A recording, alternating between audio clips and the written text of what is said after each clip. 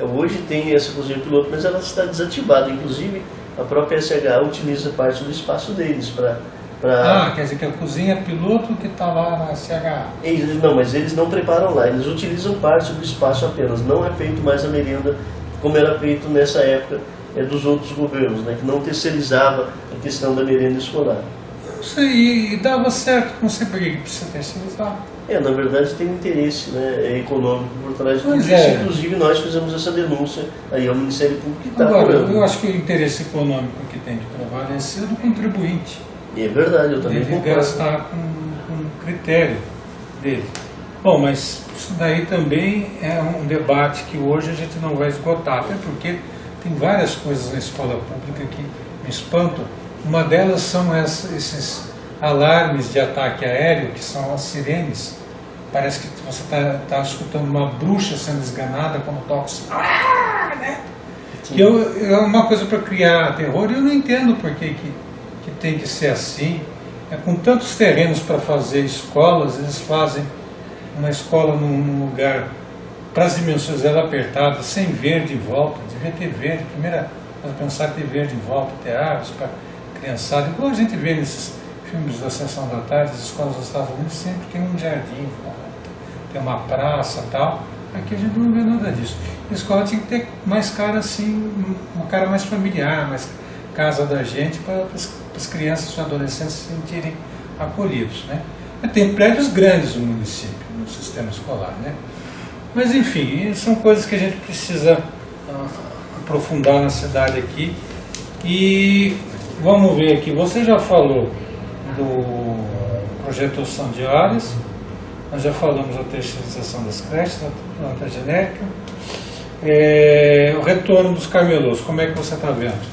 Bem, o retorno do camelô é uma coisa que eu já previa, né? Eu já estava prevendo isso, porque na verdade o governo ele faz tudo afogadinho, ele faz achando que ele ainda está na década de 70, de 60, e antes tudo podia. O prefeito era a autoridade máxima do município e fazia o que ele queria. O estilo do pai dele, né?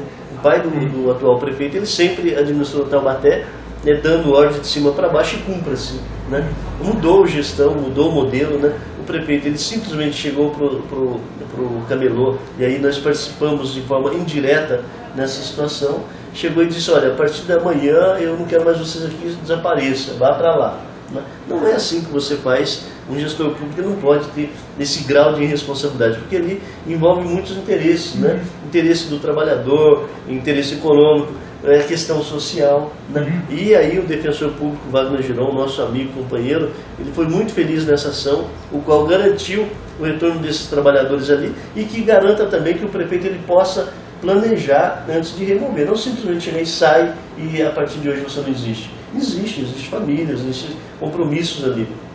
E aí, o defensor público Wagner Giron, quando ele fez essa ação, nós entendemos e nós sugerimos, inclusive para o prefeito, antes que ocorresse todo esse problema, nós chegamos no prefeito e conversamos com ele, com os setores competentes, e sugerimos para ele, falou: olha, antes de fazer isso você tem que dar uma solução. Você não pode simplesmente chegar e falar: olha, a partir de hoje você não pode mais ficar aqui. Há necessidade, nós sugerimos isso na época, e o prefeito apresentasse uma proposta para eles, falar: olha, nós vamos construir um camelódromo, vai ser aqui, assim que estiver pronto vocês vão sair daqui e vão para lá. Não simplesmente chegar e remover. Nós sugerimos também uma proposta muito bacana para o prefeito, e eles nem observaram essa proposta. A proposta era simples e acho que fomentava até a economia do município. Hoje, quando a empresa vem para cá, o que ela recebe? Recebe subvenção de tudo, inclusive até do terreno, né? E esse camelô, o que nós sugerimos?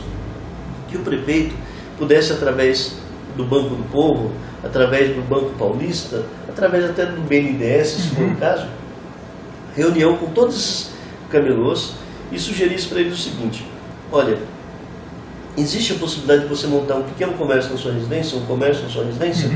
E o prefeito iria, com a equipe técnica lá, iria fazer todo o projeto, iria dar subvenção, iria dar isenção para esses trabalhadores, para que ele pudesse iniciar o seu comércio na sua residência. Isso é uma proposta viável, é plausível de fato acontecer, e o governo poderia estimular a legalização desse comércio, desse ambulante, na sua própria residência, estruturando, fazendo um projeto de viabilidade, fazendo cursos para que esse comerciante fosse bem sucedido. O governo não nos ouviu, Né? O governo não nos ouviu quando nós sugerimos que ele deveria primeiro apresentar proposta antes de destinar. Então tudo isso, eu acho que o defensor Wagner Jurão foi feliz na ação dele, precisa se discutir antes de ter uma execução dessa, que é prejudicial para todo mundo, né? Os trabalhadores, porque fica nessa estabilidade de onde vão trabalhar, né? Os comerciantes ficam irritados com esse vai e volta, né? O prefeito fica sem moral política para comandar a cidade. Então perde todo mundo, fica todo mundo desmoralizado. O prefeito ele erra quando ele não tem uma proposta clara e definida para atuar nos problemas sociais do município. Eu vou talvez dizer uma coisa que surpreenda você, mas no ano 2000 a chapa Bernardo Ortiz, José Bernardo Ortiz, pai, e Roberto Peixoto, vice, já propunham isso, de fomentar o pequeno comércio, encorajar as cooperativas, doar terrenos para elas, dar esses incentivos todos, inclusive dizer até a possibilidade do camelô virar um comerciante regular. Isso já era promessa dele no ano 2000. Não sei o que ele fez. Então, ele não deve ter atentado quando 13 anos de lá para cá. Sim. Eu escutei isso. Sim. A ideia não é ruim, mas por que não se faz, eu não entendo. Então, é uma prerrogativa do próprio prefeito, né? Eu entendo que isso é possível fazer, você tem que congelar a situação, né? Fala, olha, tem 200 camelôs na cidade, ok, 200 camelôs, 100 camelôs tem condições de montar seu próprio negócio. Então o município vai estimular para que ele possa fazer isso. E os outros 100? Os outros 100 eu vou fazer um shopping popular. Hoje mesmo, eu estive em São José dos Campos, estive lá na Praça do Sapo e estive também na rodoviária de São José dos Campos, rodoviária velha, próximo ao banhado, entendendo um pouco o que é o camelô, o que é o camelódromo que eles fizeram. Inclusive eles estão revendo, porque tem o camelô próximo à Praça do Sapo, ele não está sendo viável economicamente. Então a ideia é fazer com que ele seja melhor frequentado. E aí parece ter uma proposta do prefeito de tirar esse camelô dessa região e colocar em outra região mais movimentada. Então eu acho que falta essa forma de diálogo, esse carinho, esse zelo que hoje nós não temos na cidade de Taubaté. Então, tem um problema social também nos camelôs, que é um problema geral, né? Você não pode exigir das pessoas que elas não lutem pela sobrevivência. Elas vão sempre lutar pela sobrevivência com as armas que elas têm. Se você tirar algumas armas delas, elas vão recorrer a outras. Isso. Então, nós não podemos planejar as coisas em abstrato ou decidir em abstrato e achar simplesmente vamos remover os indesejáveis e tal. Sim. Os cortiços no Rio de Janeiro, lembrei outro dia com alguém, incomodavam o prefeito Pereira Passos e outras pessoas que achavam que ali eram focos de doenças, né? Eles derrubaram os cortiços. O que aconteceu? Surgiram as favelas. Porque as pessoas que moravam nos cortiços precisavam continuar próximas dos bairros centrais do Rio de Janeiro para trabalhar. E aí fizeram a favela, né? Então, quer dizer, esse tipo de solução, você diz, hoje, acabar com o camelô, quem me garante que isso não vai ser arma para o crime organizado depois? Eu não defendo que acabe, né? A sugestão não, eu estou dizendo, se você acabar com o camelô desse jeito. Sim, isso é isso que o governo está propondo. Com base simplesmente no decreto, ou na cacetada, sei lá. Sim. É uma forma equivocada de administrar, né? Mostra que não tem um projeto alternativo para a sociedade. E nós sabemos que o prefeito, quando ele assume, todos os problemas é dele, passa a ser dele. Todos os problemas de ordem pública é do próprio prefeito. E aí é lamentável quando você vê um prefeito que não tem um mínimo de planejamento para a cidade do porte de Taubaté. É a segunda maior cidade de Taubaté, Marmin.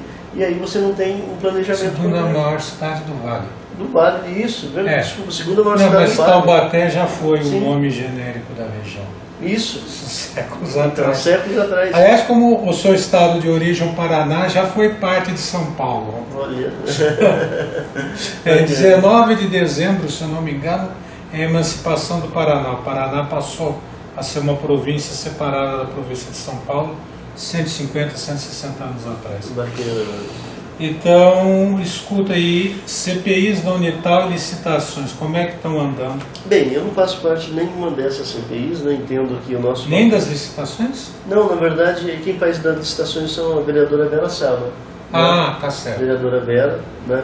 que lá, como eu fiz acusação, fiz uma denúncia no Ministério Público, fiz a opção de ficar fora dessa CPI, né, porque entendia que naquele momento, como eu estou acusando, ficaria muito ruim eu estar participando diretamente dessa CPI. A vereadora Vera Saba, nossa companheira do partido, ela está fazendo um papel brilhante na CPI e nós queremos entender que dali vai sair alguns frutos que vai trazer aí às claras os problemas que houve nessas licitações. Então, muita gente que pensa que eu tenho vínculo trabalhista com a Unital, eu dei aula lá há um tempo, saí já faz alguns anos, vem me perguntar de coisas da Unital, cobrar minhas posições e tal. Para mim, a gente tem de retomar outra campanha. Uma campanha que eu defendi foi a federalização. Isso daí não pode ser perdido de vista. Mas outra que tem que voltar à pauta, que no final dos anos 80, todo mundo acreditava que ia acontecer, não aconteceu, mudar o sistema de escolha do reitor, que é um sistema de um reitor escolhido pela comunidade universitária, que foi chamada eleição direta do reitor, né? Assim que era a proposta. Todo mundo achava que nos anos 80, no final dos anos 80, isso ia acontecer, não aconteceu por uma questão interna da Unital. E os problemas da Unital se resumem a disputas entre grupos. Posso dizer isso para você com tranquilidade. Não preciso dar os exemplos, porque o mecanismo geral é isso. Existem grupos lá que disputam poder e a disputa deles não aparece para fora da Unital. Mas ela é tão feroz que ela prejudica a instituição. Então, se você tivesse um sistema de eleição direta ou eleição, qualquer coisa, mas pela comunidade mesmo, e com transparência mesmo, aberta, tudo tal, um resultado seria que esses grupos teriam que se expor. E daí a disputa deles, eles seriam cobrados porque eles estão fazendo da disputa deles. Tá? Por que perguntam o que aconteceu com o dinheiro reserva de caixa? Você tem que perguntar o que esses grupos, com os interesses que eles tinham, fizeram. Não estou acusando de nada, mas eu estimo que o que aconteceu foi isso. Como também tem que discutir a questão dessas fundações da Unital, que também serve como bastiões para contemplar esses grupos, né? Então, um grupo que quer ter um naco de poder, dá uma fundação para eles. E daí depois não se cobra a responsabilidade, porque é tudo muito oculto. Então, tem que acabar com essa história de reitor nomeado. O reitor nomeado pelo prefeito é um representante do prefeito na universidade. E um reitor tem que ser o representante da comunidade universitária perante a sociedade. Bom, você fala bastante depressa. Fala bastante depressa? Você tem as coisas de cabeça. Já praticamente esgotou tudo que a gente ia falar. Vou perguntar a questão da falta de leitos no hospital regional, que a sua colega presidente, a vereadora Graça, juntamente com o prefeito municipal, parece que estão pedindo a remoção da cúpula da organização São Camilo. Como é que você está analisando isso? Ali é uma disputa política entre os grupos também, como você disse, de grupo. Né? Tem os grupos aí dentro da própria Câmara que faz uma disputa, né? Tem uma disputa a qual eu não participo, uma disputa de fragilizar aí a questão da saúde. Acho que isso é ruim para todos nós, né?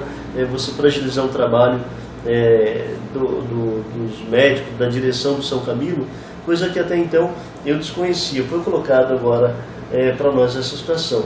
Nós estamos defendendo, meu irmão, e aí é bacana esse espaço, que nós estamos discutindo a necessidade do governo do estado criar um hotel hospitalar. Vou explicar para a gente até entender um pouco esse contexto da questão da saúde. Na região nossa de Taubaté, nós recebemos pacientes de todo o Vale do Paraíba, parte do Rio de Janeiro e também aqui do sul de Minas. Vem pessoas para cá para fazer tratamento porque não acham nas suas cidades.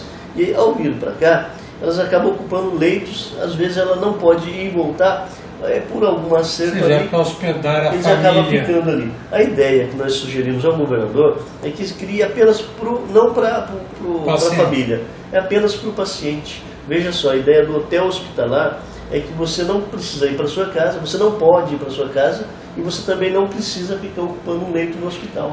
A ideia do hotel hospitalar é um prédio onde você vai ter um clínico geral, enfermeiros e equipamentos de apenas manutenção da sua saúde.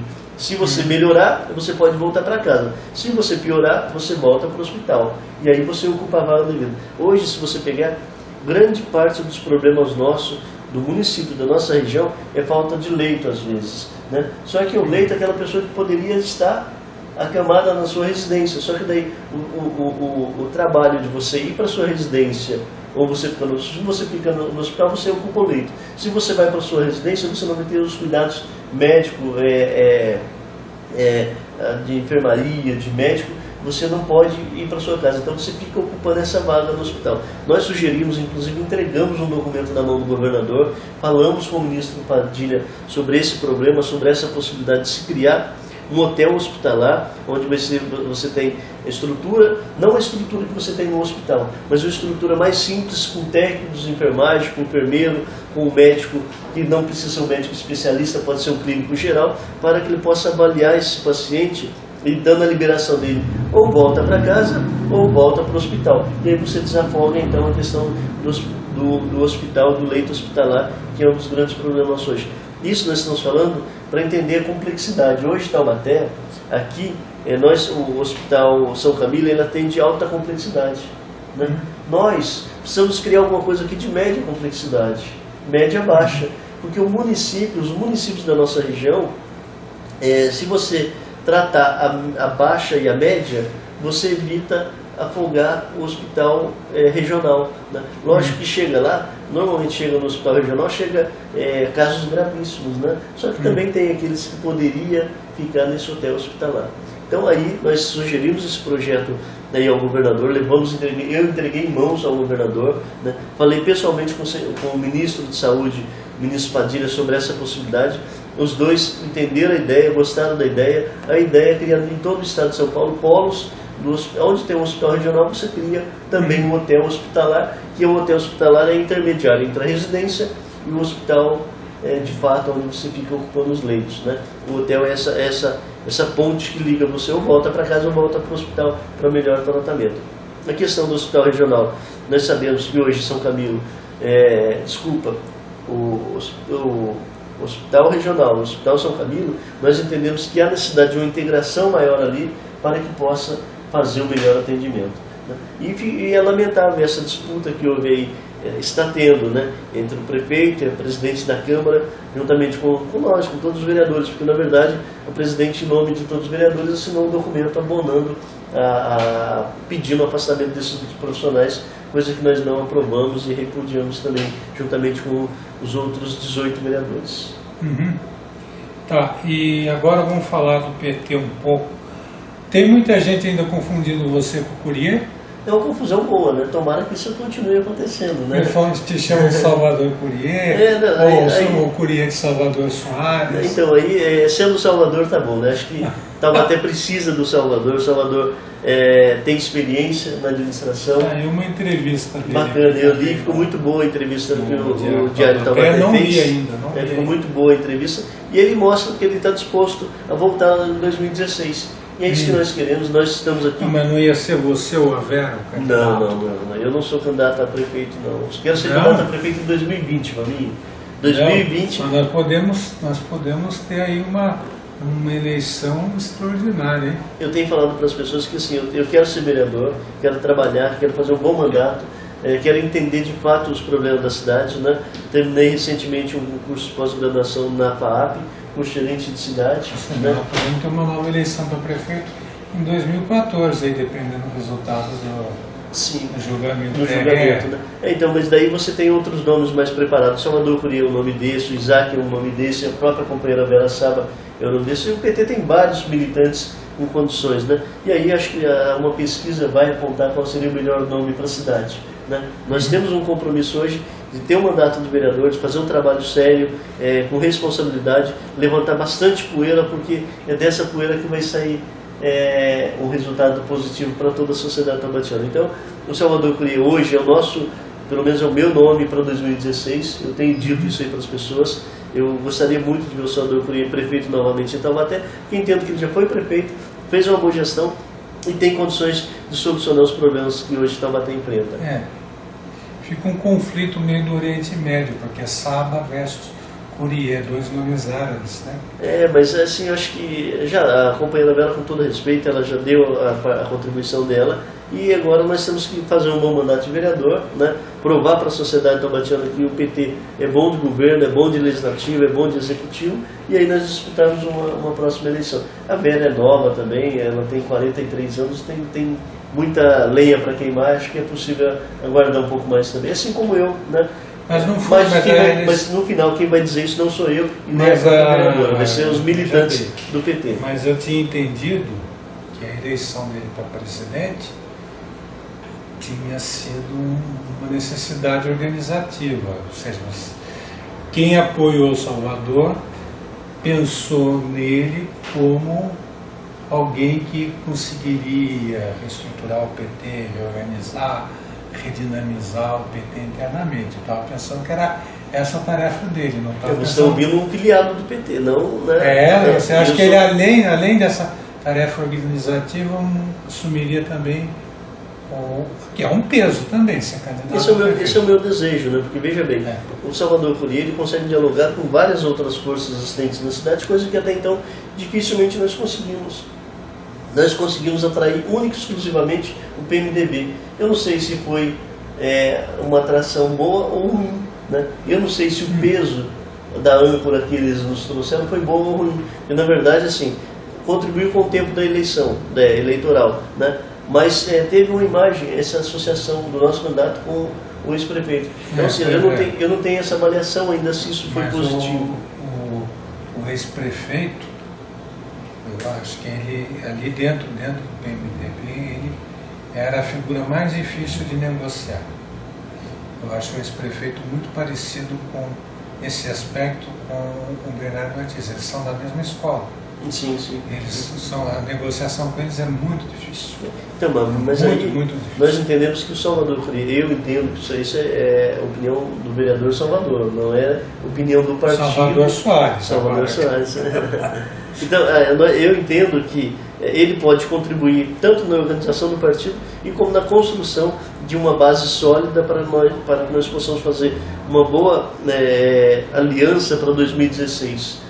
Estou acreditando que teremos eleições em 2016. Caso ocorra essa decisão da Justiça, que nós também estamos aguardando ansiosos essa decisão, lógico que nós queremos rediscutir o processo eleitoral. Eu tenho exigido, eu vou exigir uma pesquisa do partido para que antes nós possamos, para que depois possamos decidir quem vai ser o nosso candidato a prefeito.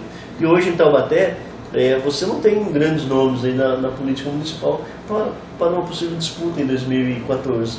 Né? Você tem a disputa, se ocorrer, para prefeito e na sequência a disputa para a Assembleia, para a Câmara dos Deputados. Desculpe interromper você, mas em 82 só havia um grande nome da política em disputa. Chamava-se Milton de Alvarenga Peixoto. Correto, sim. E o José Bernardo Ortiz era um grande desconhecido. Sim. Terminou a eleição, os dois eram candidatos do MDB, porque cada partido podia lançar até 3 candidatos a prefeito, e o PDS lançou 3, o PMDB lançou 3, e terminou a eleição com os 2 mais votados, sendo que o Ortiz superou grandemente a votação dos outros, mas o segundo mais votado foi o Você é professor de história? Não, eu sou taubatiano, moro aqui, eu conheço. É que, de repente, eu estou te perguntando isso porque eu quero saber também da questão do Marco Zero da cidade. O Marco Zero da cidade, olha, isso daí depende do que você está falando, historicamente ou da ficção? Historicamente. Legal, bom. Historicamente é o seguinte, a cidade de Taubaté é uma aldeia indígena que foi transformada em cidade portuguesa. Onde iniciou essa aldeia indígena? Essa aldeia, quando os portugueses chegaram, estava lá no Chafariz.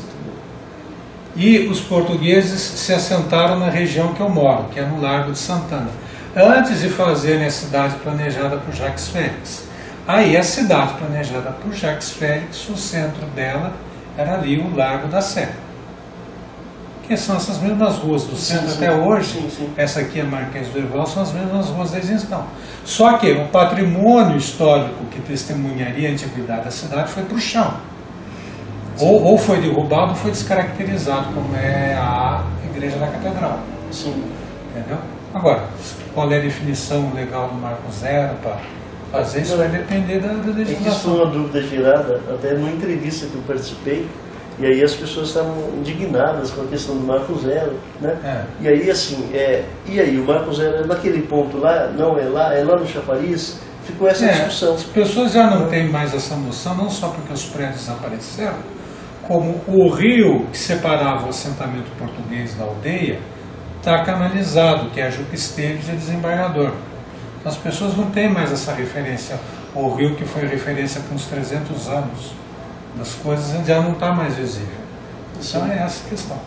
Gente, tive o prazer de conversar com o Salvadorzinho, há muito tempo que eu queria entrevistá-lo. Ele é rápido para dar resposta, está com tudo na ponta da língua. E não sei quanto tempo deu, mas já estamos terminando aqui. Vou pedir para ele fazer as considerações finais dele rapidinho. E a minha fala final, já antecipo, leio o Diário Taubaté. As considerações finais. Obrigado, Mano. Obrigado aos amigos aí que estão nos assistindo do Diário Taubaté. Parabéns pelo conhecimento histórico também, né? Porque assim, é bacana discutir, Mano, essa história de Taubaté, que é uma história muito emocionante de se ouvir, né? Taubaté é uma cidade assim que eu não sou taubatiano, eu sou natural do Paraná, vim para cá com 7 anos, moro no Três Marias, moro na mesma casa desde a época que eu vim do Paraná, continuo morando no mesmo lugar, eu gosto desse local, né? E eu acho que Taubaté pode melhorar, né? Infelizmente a gente percebe que ao longo da história de Taubaté, eu tenho dito que aos últimos 30 anos não se pensou Taubaté para o futuro, né? E nós temos que ter o próximo compromisso político da cidade, tem que firmar um compromisso com o prefeito, ele tem que ter um planejamento para próximas 3 décadas, 4 décadas, 5 décadas no município de Taubaté. Taubaté cresce, né? Taubaté vai ser sufocado por Pindamonhangaba, por São José dos Campos, por Caçapava, que está construindo uma obra incrível lá no Aerovale. Então assim, eu acho que se nós não tivermos um prefeito que pense a cidade com carinho, mas para as próximas gerações, não para a nossa, que a nossa nós vamos ter que conviver com esse dia a dia, com esse caos. Hoje eu tenho dito o seguinte, que o prefeito ele só tem que administrar esse caos gerado e projetar a cidade do futuro, que seria acima da linha, acima da Dutra, né? Projetar com vias largas, fácil acesso. Então assim, eu fico com um sentimento assim, de impotência diante de tudo isso, que eu não vejo isso nesse atual prefeito, né? Eu tenho dito que eu não tenho nada pessoal contra o prefeito, eu não ele é até uma pessoa agradável. Né?